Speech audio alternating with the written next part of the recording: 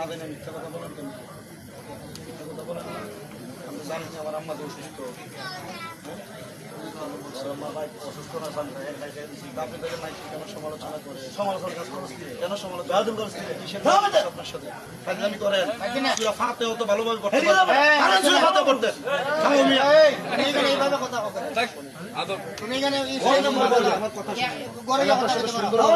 সুন্দরভাবে কথা বলছি তোরা ফাতে ঠিকভাবে পড়তে পারবে না।